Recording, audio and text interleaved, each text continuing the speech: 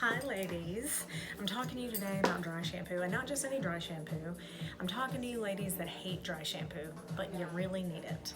And you hate dry shampoo because it's powdery and it goes white on your hair and you've got dark hair, or it's gritty and you don't like that feel of stuff in your hair. You're somebody that doesn't really love product, but you really don't like washing your hair every day.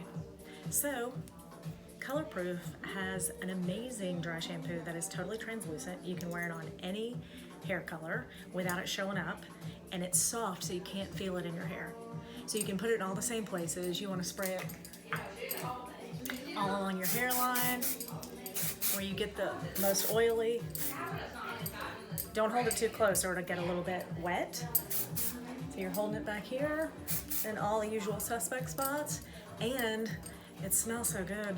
I just kind of walk through it and spray it all over as perfume because I love the way it smells. Till next time, Colorproof Dry Shampoo. Talk to you ladies soon.